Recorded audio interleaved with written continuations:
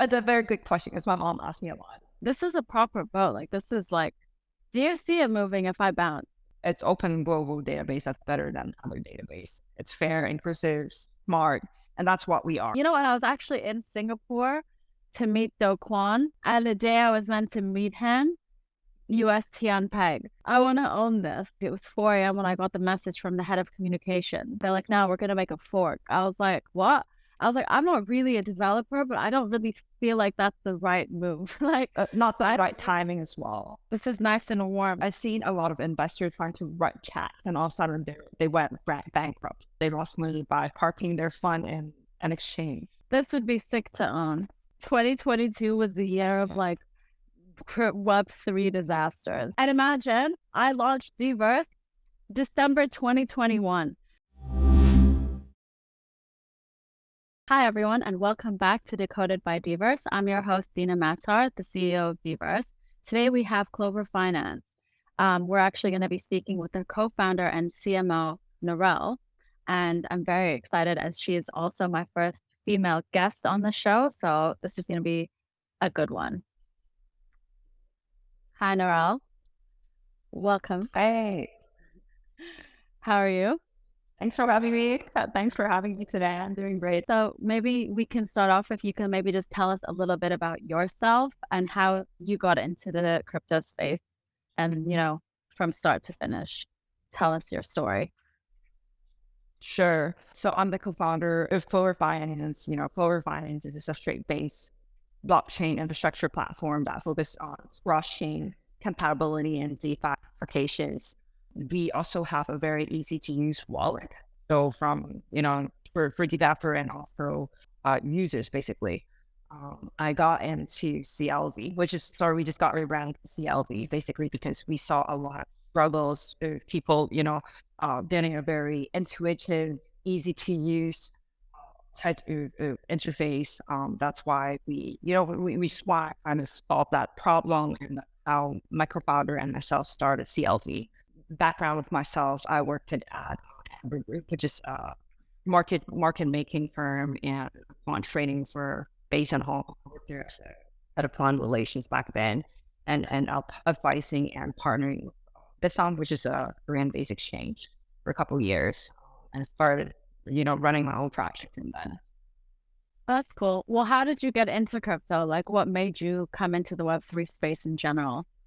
There's a few factors. So I studied computer science when I was in university, and I just got very excited by this blockchain idea. It was a very new concept back then.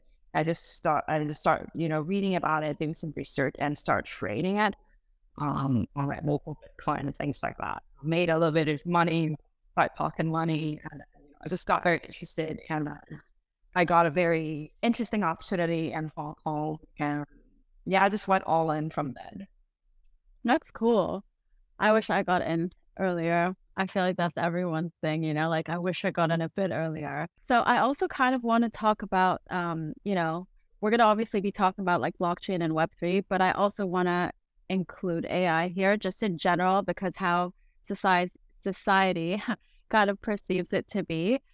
It's like, it's becoming a massive thing. Like Elon's requested for everyone to stop development of like all their developments of AI because of all of these things. Like, I do want to understand your perception of this because you probably have a much better understanding. Like, I have a bit of a fear. What was it? Like that movie? I can't think of the movie now, but like where AI just takes over. It's a very famous, I can't remember it, but that basically like that's where my head goes when I think of like how bad AI could be. So I want to understand your perception and what you think. God, and I totally get where you're coming from. I know there has been a lot of controversy around AI. I know Elon was like, "Oh, let's stop it."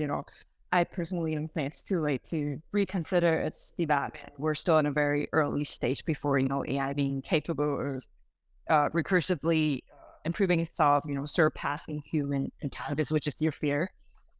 I think we're still far away from that, but I do know there are a lot of concerns as I hear from like people. They're like, "Oh, we're taking the job. AI is writing essay for students right now. It's doing all this crazy stuff. Um, People would just naturally have that worried about what are the outside graduate? Oh my God. But I don't think that's like entirely true. Like, I think in my opinion, I think it's the people who knows how to use AI effectively that will be stealing your job, not like AI itself will be taking your job. Taking game industry as an example, a game developer would have to create asset manually, which can be very time consuming. However, with AI, game developer can actually use algorithm to alter game asset automatically. So it's actually to their own benefit. So I just think that, like creating someone's game from scratch relies on human creativity, but AI improved that efficiency of the process by taking what the developer have already created to expanding it infinitely. So in general, instead of being afraid, I think because we know how to use it to our own advantage to achieve. I actually think it's kind of like an amazing thing for me.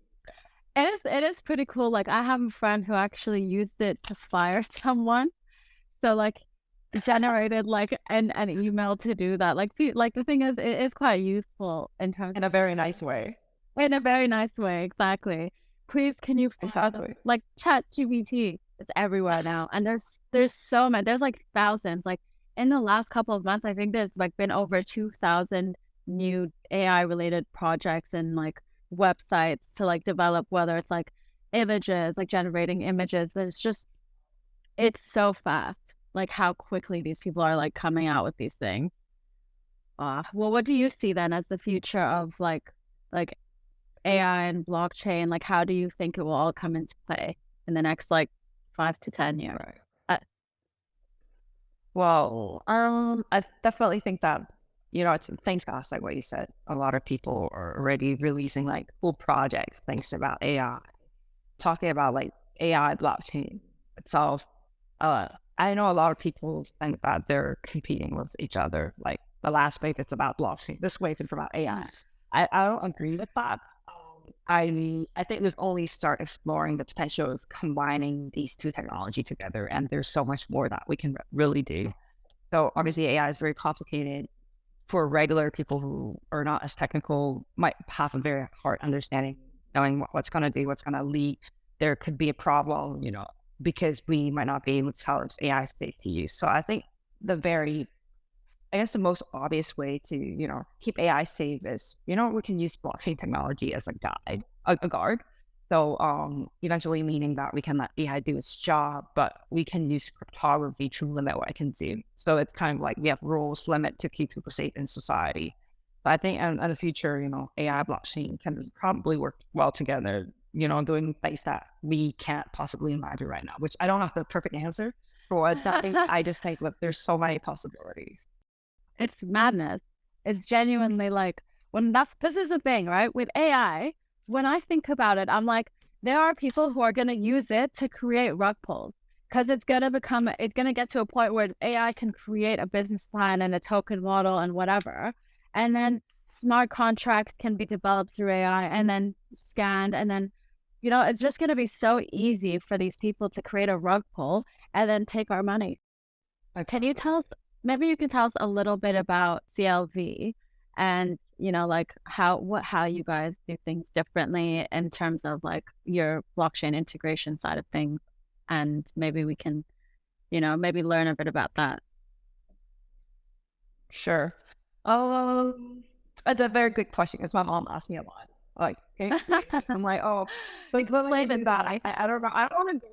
Yeah, I don't want to go into too much of detail about the dual ledger, decentralized, Yeah, yeah. electronic cash, all that stuff.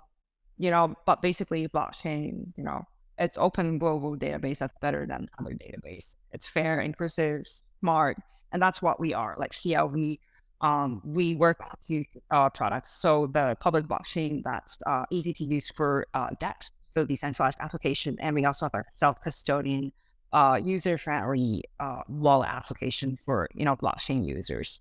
In terms of difference, a lot of people are having their own blockchains. There's a lot of public blockchains and wallet. But what sets us apart is that we're building a platform that can work with many different blockchains. So meaning that's multi-chain compatible. We know how to work make this work together. And that's kind of like our answer to how blockchain can be adopted by more people. So interoperability, means in the past, connecting different blockchains. I think it should be beyond that. It should be, connecting between Web 2 to Web 3. So having that, Mhm. end-to-end understanding of technology is something that I think we really have. Yeah, so, like, with the cross compatibility, interoperability, and cross compatibility that you guys offer, would that be also, like, with also the new chains that come on board, do they just, like, how would it work if, like, let's say, I think, because, like, obviously the bigger ones that have recently come out, like Aptos and Sui, for instance, how would it work for them? Do they have to come through you to do this, or is there, like, somewhere that they can just go and basically, how does it work in that sense? So that's a very good question. So right now we're still more so on EVM compatible blockchains, so we can easily support them with integrating with them. But like newer blockchains, that's not an AVM compatible. Well, I think we're still working our way out, but that's not something that we're focusing on right now. So immediately Okay. EVM compatible blockchain first. What made you guys think of this? So I guess this kind of hints back to my last experience where I was working at the exchange. Yeah. So I'd have for more like blockchains. There's so many other chains. And I noticed there's a lot of struggle because there's a lot of barriers from developers and also users. So developing that, smart contract were very complex and Mhm. very time consuming. And a lot of these platforms have that scalability and also interoperability issues. That's why we just thought, hey, why don't, since we're already kind of in the space, or a bit of that knowledge, why don't we put together a team that could help simplify the entire process of that smart contract creation while addressing, scalability, crushing compatibility, kind of like what got us into this. Because of, like, how quickly, like, blockchain's been progressing in the last, few years, what do you think needs to happen for blockchain to gain mass adoption? Got it. That's a very good question. I think for mass adoption of blockchain documents depends on a few things. It's very hard to predict. I don't know, but I think there's a few key areas to focus on. So first is obviously making blockchain accessible, at least to a point that I think my mom can use it, understand. Yeah. That's when we are really in mass adoption. So also very user friendly for developer and users. That means again intuitive interface, easy to use wallet, and it's great that we're having a lot of development right now in the space, helping to improve usability for everyday people. Clear supportive regulation will allow blockchain to, move faster while addressing potential risks, which again, it's about government and industry stakeholder. They need to work really tightly together. And I think educating the public is also very important. I guess this is why we're having this conversation Yeah. today, great awareness, promotion to show people like, oh, what's the benefit of using this so-called blockchain thing? Yeah. Lastly, about real life application, tangible benefit, real world use case. I think NFT was a cool thing, NFT ticketing, decentralized finance where it helps some people, the people who are on their bank or to, get access to the system. I think that there's a lot of things that we could showcase and show them that, oh, there's actually hope. It's not like a scam. I Yeah. think those are some of the very important things. Wow, that's an incredible answer. I mean, I couldn't have said it better myself. I think you've hit all of the points that really would be needed for the mass adoption goal with blockchain. Massive controversial debate going on against like advancing AI technology, and also now blockchain being, being a bit too risky for society. How much of that is true? And, like, how do you think, not necessarily everyone, I think, how do you think people who are in the industry are going to go about it? Got it. There are definitely a lot of, debates, concerns, just because there's a lot of potential impact on society. While everything kind of do have risks, I think it's crucial for us to weigh them against the benefit. So AI concerns again, job displacement, ethics, privacy misuse. However, I think with responsible development, regulation, blockchain, integration can really help with addressing these issues. And I mean, like blockchain itself also faces a lot of challenge, it's about energy consumption, scalability, all these crazy things. I think with more research, innovation, and change, we can definitely combat, like, overcome the problems. So I guess moving forward, we have to kind of balance leveraging this technology, mitigating risk. So I think it's again a lot of collaborations between businesses, researcher, government, public. We have to create a standard as the best practice, which we don't really quite have right now. It's still Mhm. relatively new industry. I think it takes time, but about there. So with like a lot of solutions in place, including CLV, let's use CLV as the example. Like, how does CLV impact Web3 and Web2 businesses? So from like, like B2B and B2C perspectives, like how does how to impact them? Got it. So with the line up of our service and application, I think CLV it's positioned a little bit uniquely in the space. So we have that wallet app, which is more so customer uh, customer user web 2 facing, and our blockchain is more so like business web 3 facing. So we do serve both apps, which really helps us to understand how we can bridge that gap. And with that being said, we're still a very long way to go before we can confidently say that we covered all fields. We just mentioned, B2B, B2C, Web 2 to Web 3 businesses. I think we're on the right track. And what are your long-term plans then going forward? Let's say like in the next 5 years, what do you guys hope to achieve? I guess in long term, we want to focus on, really addressing like accessibility, security, innovation. We want to drive mainstream adoption by making CLE blockchain and also wallet apps accessible to everyone. Enhance security by staying ahead of, dark forest development, advancements or blockchains and real innovation and, how both. I think overall uh, developing more cutting edge kind of features, probably want to have a lot more partnership down the road, so that we can attract more stakeholder. I think there's a lot that we want to do overall, transforming digital transactions and unlocking opportunities for, social and economic growth. We closed an agreement, the SAFT was ready, sent, everything was done between 3AC and the client. And then all of a sudden, they were like, well, we've lost everything from like, because of what happened with like the Terra ecosystem. And I was like, what? My last question, the most important question is, can you, Norelle, tell us about Super Mario behind you? Oh, that's just like, oh, you saw it. Yeah, yeah, that one. I didn't love it. I just love Mario as a child, well, as I, an opportunity to decorate my office, make it more playful, it's just a more vibrant environment. Everyone just kind of jump in and go like, oh, let's do that. Why don't you just buy a Lego of your favorite character and rebuild it? I was just out of team building around it. It's a giant Lego block. Is it a life size? Is it a life size Super Mario?